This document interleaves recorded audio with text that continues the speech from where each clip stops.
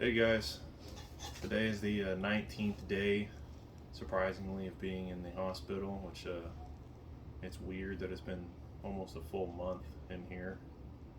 Um, I should be in Colorado right now, but they had some mix-ups and they canceled yesterday's flight, so hopefully today will go better. It was pretty rough getting it canceled because spending 18 days in the hospital and then your one hope of advancement is going to rehab, and you're just ready to go to rehab, and well, then they cancel your flight, and then that was fun.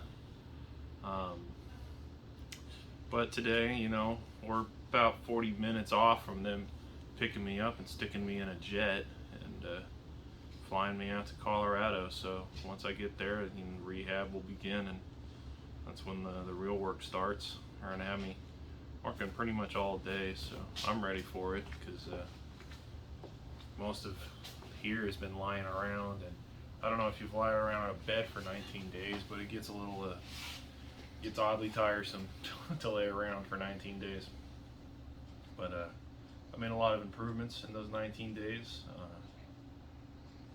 One improvement I might show off here just to get some style points in is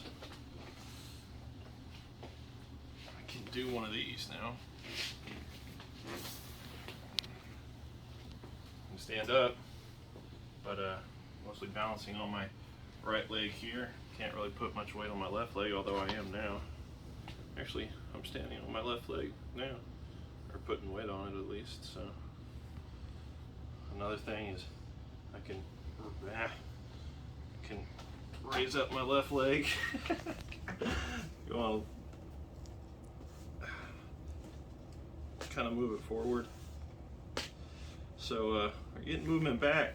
I don't know if you guys remember, I couldn't move that left leg at all back when this first happened. So we're getting a lot of improvements in just by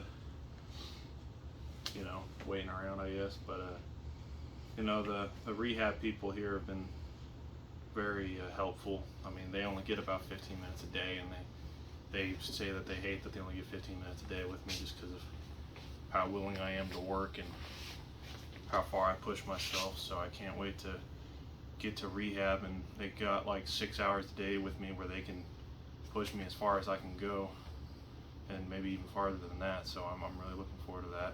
Posterity, let's see your hand movements. Oh, well, left hand, can't really move my fingers still. Although I am getting weird feelings back in them. I mean, whenever I got my left leg back, I was getting some really weird feelings in it, and then I was able to kind of start moving it. So hopefully this guy is going to start coming up. But how these spinal cord injuries work is it works on getting larger muscle groups and then smaller muscle groups. So pretty much it works its way down, more or less. So at first it was my glutes I got back, and then my thigh, and now I can bend the knee. So hopefully soon I'll get my ankle, and then it's all about just getting it stronger and stronger. Like my right hand, I used to not be able to pick this guy up because it was so weak.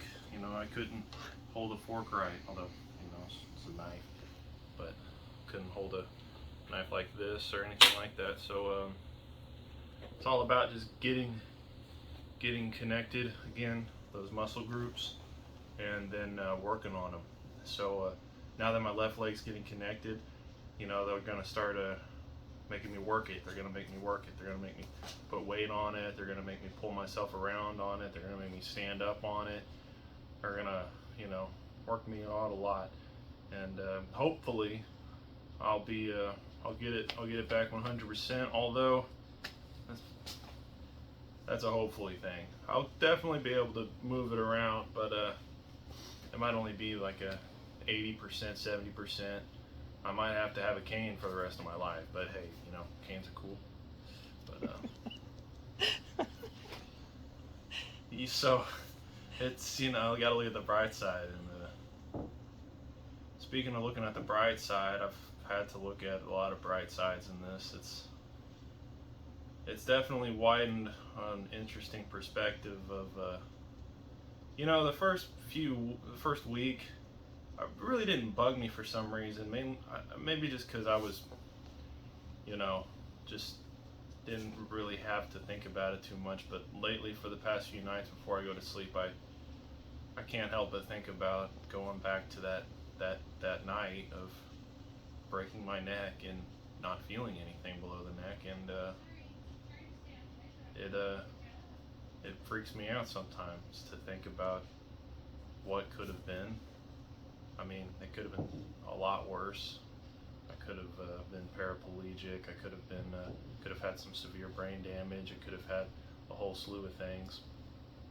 And sometimes it's hard to think about those things.